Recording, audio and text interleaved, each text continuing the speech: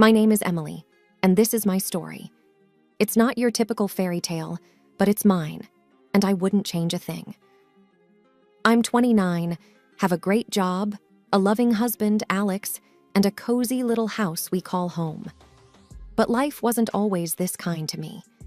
10 years ago, I was a different person. At 19, I found myself lost in a whirlwind of corporate parties and social drinking. It started innocently enough, a drink here, a party there. But before I knew it, alcohol became my crutch, my escape from stress and loneliness.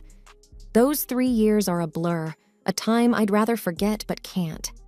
Everything changed when I hit rock bottom and realized I needed help.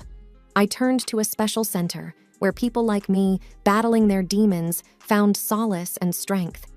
It was hard, but I came out sober and have been that way ever since. Alcohol, can't stand it now. It makes me sick just thinking about it. 2 years ago, I met Alex. He was different from anyone I'd ever known. Kind, understanding, and he had this way of making me laugh even on my worst days. We had a whirlwind romance, and I knew he was the one. But I couldn't start a life with him holding on to my secret. So, one evening, I told him everything. My struggles, my rehab, my sobriety. I remember how nervous I was, sitting there on our old couch, fidgeting with the hem of my shirt. Alex listened quietly, his eyes never leaving mine. When I finished, there was a long pause, and my heart was racing. Then he said something I'll never forget. "Emily, your past doesn't define you. It's who you are now that matters." He hugged me, and at that moment, I knew I was safe with him. We got married a year later. It was a beautiful ceremony, simple yet perfect. But then came the reception, and with it, my first encounter with Diane, Alex's mother. I always knew she was a bit intense, but that day, she cornered me with a question that caught me off guard. "Why aren't you drinking, Emily? It's your wedding," she asked, a glass of champagne in her hand. I felt my throat go dry. Alex had told me to be honest, so I was. "I don't drink, Diane. I used to have a problem with alcohol, but I've been sober for years now." The look on her face was a mix of shock and something else. Contempt? It was hard to tell. "An alcoholic," she muttered under her breath. I felt my heart sink. Alex jumped in. "Mom, it's not like that. Emily's overcome so much. She's the strongest person I know." Diane didn't say anything more, but her cold stare stayed with me. That was the beginning of our rocky relationship. Little did I know, it was just the tip of the iceberg. After the wedding, life with Alex was everything I dreamed of. But there was a shadow hanging over us, and that shadow had a name. Diane, my mother-in-law. She never said anything outright about my past, but her disapproval was clear as day. It started with small comments. "I'm just surprised Alex chose someone with your history," she'd say, or, "In our family, we usually handle our problems without making a fuss." Each word was like a tiny needle poking at my confidence. One Sunday, we were invited to dinner at Diane's. Alex was in the kitchen helping his dad with the grill, and I was left alone with Diane in the living room. The air was stiff with unspoken words. "So, Emily, how's work?" Diane asked, not even looking up from her magazine. "It's going well, thanks. Just finished a big project," I replied, trying to sound cheerful. She hummed, her eyes still on the pages.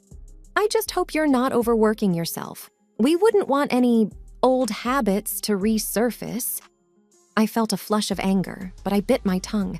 Arguing with Diane wasn't going to help. "I'm doing fine, Diane. Thanks for asking." Alex walked in then, saving me from more of Diane's jabs. "Everything okay in here?" he asked, glancing between us. "Perfect," Diane smiled, as if our previous conversation never happened. "Just chatting with Emily about her job." The dinner was tense, at least for me.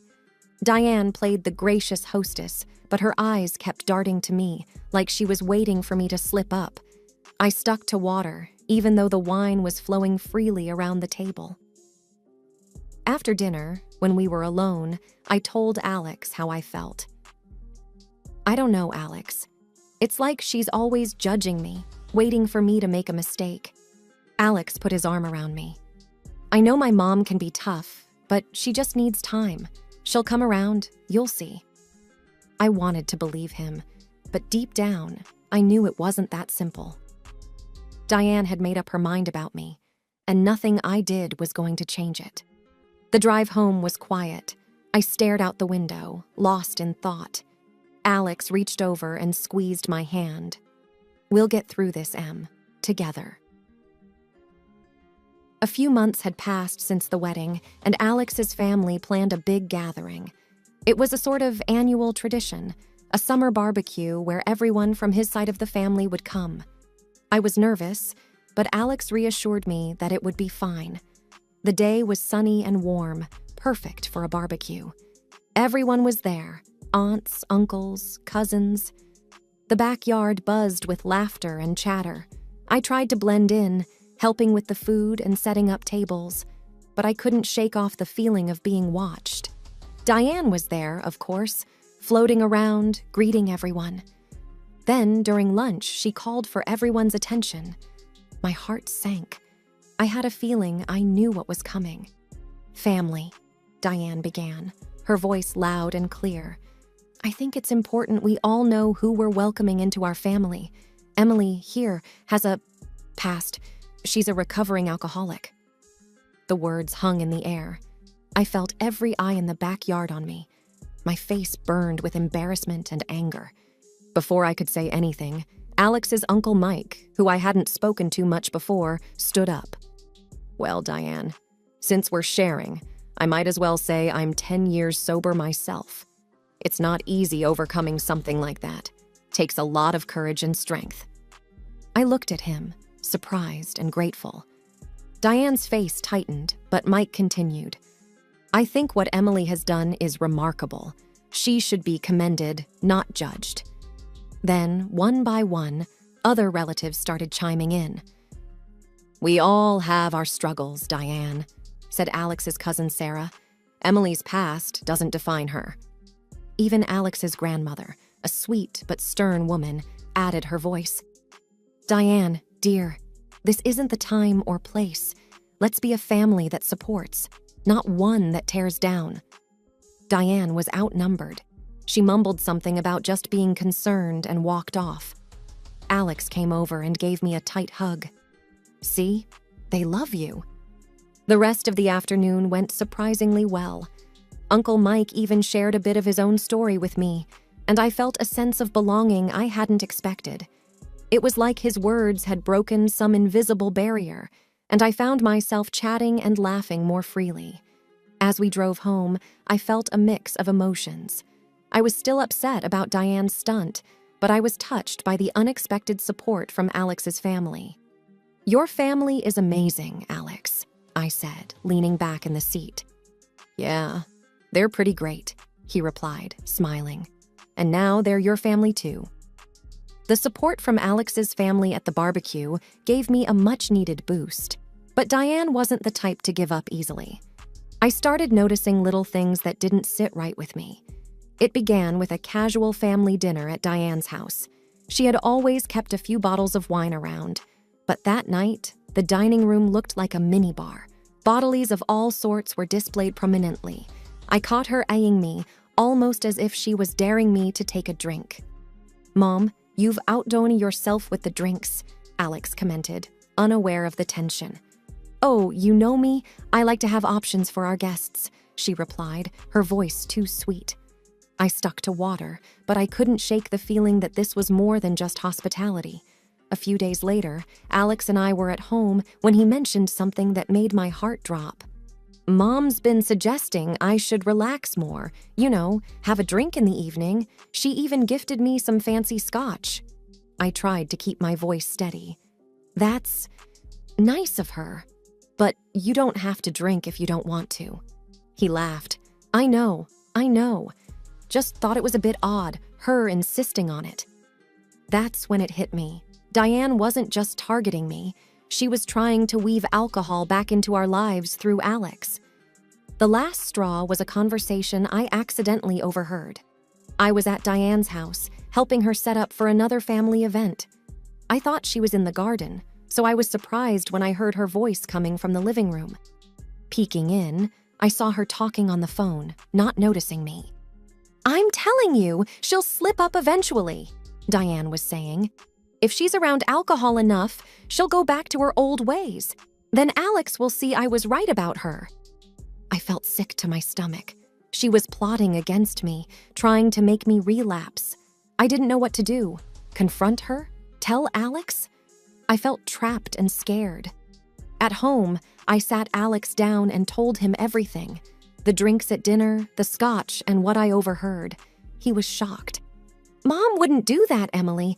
Maybe you misunderstood." "I wish I did, Alex, but it's all adding up. She's trying to make me drink again." Alex looked torn, caught between his wife and his mother. "Let me talk to her, okay? This has to be a misunderstanding." The days after my talk with Alex were filled with tension. He said he spoke to Diane, but things didn't change much. I was on edge, always careful around her, especially with drinks. Then, something wonderful happened that brought a glimmer of hope. I found out I was pregnant. Alex and I were over the moon. We shared the news with Diane, hoping it might soften her attitude. "Oh, a baby," Diane said, her voice flat. "That's news. Congratulations." Her reaction was underwhelming, but I didn't let it bother me. I was too happy about the baby. A couple of weeks later, Diane invited us over for dinner again. I was cautious, given her recent behavior, but Alex convinced me to give her another chance for the sake of family harmony. Dinner started off well enough. Diane was on her best behavior, or so it seemed. Then came dessert, a cake that Diane had baked herself. "It's a special recipe," she said, serving us generous slices. I took a bite and immediately knew something was off. There was a strong taste of alcohol, cognac maybe. I put my fork down, feeling nauseous. "Diane, is there alcohol in this cake?" I asked, trying to keep my voice steady. She looked surprised, then chuckled. "Oh, just a splash for flavor. It's completely cooked off. Don't be so dramatic, Emily." I pushed the plate away, feeling betrayed and sick. Alex was frowning. "Mom, you know Emily doesn't drink. Why would you add alcohol to the cake?" Diane's attitude shifted. "It's just a cake, Alex. If she's so sensitive, maybe she shouldn't be eating dessert." I couldn't take it anymore. I excused myself and went outside for air. Alex followed me. "I'm sorry, Em. I don't know what's gotten into her." "I told you, Alex. She's doing this on purpose. She knows I'm pregnant and still she—" Alex hugged me. I know. I'll talk to her again. This isn't right." But talking seemed pointless. Diane had crossed a line. I couldn't trust her, not with me, not with our baby. And the worst part? I felt like Alex was still struggling to see how deep this went. That night, I lay awake, thinking about everything. Diane's actions, Alex's reluctance to fully confront her, our baby's future. I needed to protect my family, but I felt so alone in this fight. The incident with the cake stayed with me. I couldn't shake off the feeling of betrayal. I tried to talk to Alex about it, but it felt like he wasn't fully grasping the seriousness of his mother's actions.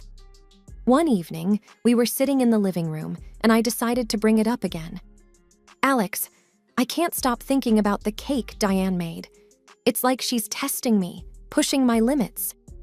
Alex looked up from his book, his expression one of concern mixed with frustration. "Em, I know it seems that way, but maybe you're reading too much into it. Mom can be insensitive, but I don't think she's doing it to hurt you." I felt a surge of frustration. How can you say that? After everything? She's not just being insensitive, she's being malicious. And with the baby on the way, I don't feel safe around her. Alex sighed, putting his book down. "I know you're upset, but that's still my mom you're talking about. Maybe we just need to give her some space, let things cool down." I couldn't believe what I was hearing. Give her space. Alex, she's trying to sabotage me. I overheard her planning it. What more proof do you need? He ran his hands through his hair, a sign that he was getting stressed. I just can't believe she'd go that far. I'll talk to her again, okay? I'll make her understand that she can't keep doing this. But his words didn't reassure me. It felt like he was still in denial about his mother's intentions. And the more he tried to downplay it, the more isolated I felt. The next few weeks were tough. I started avoiding Diane as much as possible, which wasn't easy with all the family events. And every time I had to see her, I was on high alert, worried about what she might say or do. Then one day, something happened that made me question everything. Alex and I were at a family barbecue, and I overheard a conversation between Diane and one of her friends. "Yes, I've been trying to get through to Emily," Diane was saying, her voice dripping with fake concern. "I'm just worried about her, with the baby and all. You know how she used to be." Her words stung. It was like she was painting herself as the concerned mother-in-law while making me look like an unstable mess. I confronted Alex about it on the drive home. "She's telling people she's worried about me, making it sound like I'm a ticking time bomb." Alex's response was quiet, uncertain. "Maybe she's just trying to find a way to connect with you, in her own way." I felt a rush of disappointment. Her own way? By making me look bad? Alex, why can't you see what she's doing? He didn't have an answer, and the rest of the drive home was silent. The tension in our home was becoming unbearable. Alex was trying to keep the peace, but I could see he was torn. I knew I had to do something drastic to show him the truth about his mother. One night, I sat him down at our kitchen table. "Alex, I have an idea, but I need you to trust me. It's the only way to show you what your mom is really like." He looked hesitant. "What are you thinking?" "I want to set up a sting operation. I'll pretend to fall off the wagon, get drunk, and call your mom over. We'll see how she reacts when she thinks I'm alone and vulnerable." Alex was shocked. That's a big risk. What if it backfires?" "It's a risk I'm willing to take. I need you to see her true colors. Will you help me?" After a long pause, he nodded. "Okay, I'll do it, but I'll be right there, hiding, just in case." The plan was simple but risky. A few days later, I called Diane, pretending to be drunk. "Diane, can you come over? I'm not feeling good. Alex is at work, and I don't know what to do." I could hear the eagerness in her voice. "I'll be right there, Emily." We set everything up. Empty wine bottles were scattered around, and I lay on the couch, pretending to be passed out. Alex hid in the bedroom, ready to come out when needed. Diane arrived in record time. As soon as she saw me, a smile spread across her face. "I knew it. I knew you'd slip up eventually." I stayed still, listening as she continued. "You're going to ruin my son's life. But don't worry, I'll make sure he knows the truth about you." Then she said something that chilled me to the bone. "It's better this way. If you lose the baby because of your drinking, it's for the best." That's when Alex stormed out of the bedroom. "Enough, Mom! How could you say such things?" Diane turned, her face a mix of shock and anger. "Alex, what is this? Why are you here?" He was livid. "I heard everything, Mom. How could you be so cruel? How could you want harm to come to Emily and our baby?" Diane tried to backtrack, but the damage was done. Alex had heard everything. He told her to leave and not come back until she could accept and respect us. After she left, Alex turned to me, his eyes filled with remorse. "I'm so sorry, Emily. I should have believed you. I never thought she could be so hateful." I was shaken, but relieved. "It's okay, Alex. Now you know. We need to protect our family, and that includes protecting ourselves from your mom." He hugged me tight. "You're right. You and the baby are my priority. I'm sorry it took me so long to see the truth." After the confrontation with Diane, there was a palpable shift in our home. Alex was deeply troubled by his mother's actions and words, and I could see the conflict tearing at him. We knew things couldn't continue as they were. A few days later, Alex sat down across from me, a serious look in his eyes. "I spoke to Mom," he began, his voice heavy. "I tried to explain how her actions and words have hurt us, especially what she said about the baby." I held my breath, bracing myself. "And how did she take it?" He shook his head, pain etched on his face. "She wouldn't listen, Em. She just kept saying things, terrible things. She called our baby the child of an alcoholic.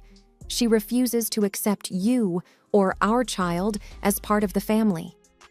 I felt a sharp sting in my heart. The words cut deep, but I wasn't surprised. "So what happens now?" Alex reached for my hand, his grip firm. "I told her she's not welcome in our house anymore, not until she can respect us and our family. I can't let her hurt you or our baby." The finality in his voice was something I'd never heard before. "Are you sure about this, Alex? She's your mother." He nodded, resolute. "I am. You and our baby are my priority now. I love my mom, but I can't allow her to continue treating us this way." The decision to cut ties with Diane was a hard one, especially for Alex. But it was necessary for the well-being of our little family.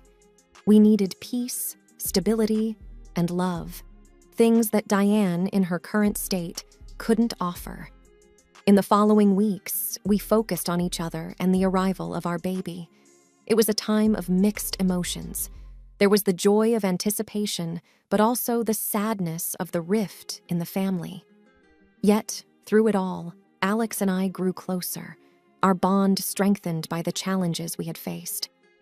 As I looked ahead, I knew there would be more obstacles, more tough decisions, but I also knew that together, Alex and I could face anything.